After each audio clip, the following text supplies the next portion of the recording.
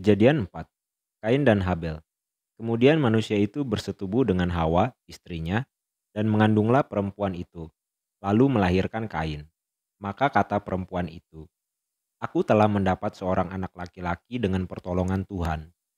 Selanjutnya dilahirkannya lah Habel, adik Kain, dan Habel menjadi gembala kambing domba. Kain menjadi petani. Setelah beberapa waktu lamanya, maka Kain mempersembahkan sebagian dari hasil tanah itu kepada Tuhan sebagai korban persembahan. Habel juga mempersembahkan korban persembahan dari anak sulung kambing dombanya, yakni lemak-lemaknya. Maka Tuhan mengindahkan Habel dan korban persembahannya itu. Tetapi Kain dan korban persembahannya tidak diindahkannya. Lalu hati Kain menjadi sangat panas dan mukanya muram. Firman Tuhan kepada Kain, "Mengapa hatimu panas dan mukamu muram? Apakah mukamu tidak akan berseri jika engkau berbuat baik? Tetapi jika engkau tidak berbuat baik, dosa sudah mengintip di depan pintu. Ia sangat menggoda engkau, tetapi engkau harus berkuasa atasnya." Kata Kain kepada Habel, adiknya, "Marilah kita pergi ke padang." Ketika mereka ada di padang, tiba-tiba Kain memukul Habel, adiknya itu, lalu membunuh dia. Firman Tuhan kepada Kain, "Di mana Habel, adikmu itu?" Jawabnya, "Aku tidak tahu. Apakah aku penjaga adikku?" Firman-Nya, "Apakah yang telah kau perbuat ini?" Darah adikku itu berteriak kepadaku dari tanah. Maka sekarang terkutuklah engkau, terbuang jauh dari tanah yang mengangakan mulutnya untuk menerima darah adikmu itu dari tanganmu. Apabila engkau mengusahakan tanah itu, maka tanah itu tidak akan memberikan hasil sepenuhnya lagi kepadamu. Engkau menjadi seorang pelarian dan pengembara di bumi. Kata Kain kepada Tuhan, "Hukumanku itu lebih besar daripada yang dapat kutanggung.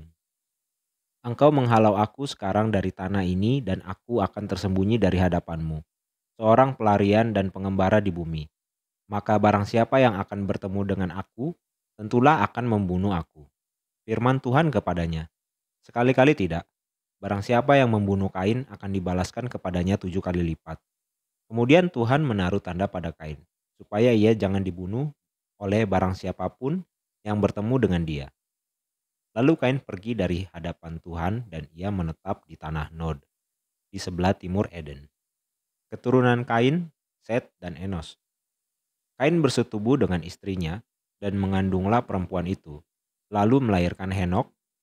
Kemudian Kain mendirikan suatu kota dan dinamainya kota itu Henok, menurut nama anaknya.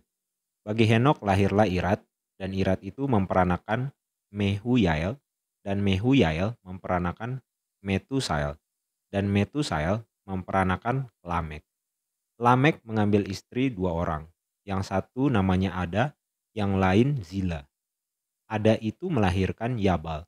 Dialah yang menjadi bapa orang yang diam dalam kemah dan memelihara ternak. Nama adiknya ialah Yubal. Dialah yang menjadi bapa semua orang yang memainkan kecapi dan suling. Zila juga melahirkan anak, yakni Tubal Kain, bapa semua tukang tembaga dan tukang besi. Adik perempuan Tubal Kain ialah Naama. Berkatalah Lamek kepada kedua istrinya itu, "Ada dan Zila, dengarkanlah suaraku. Hai istri-istri Lamek, pasanglah telingamu kepada perkataanku ini. Aku telah membunuh seorang laki-laki karena ia melukai aku, membunuh seorang muda karena ia memukul aku sampai bengkak.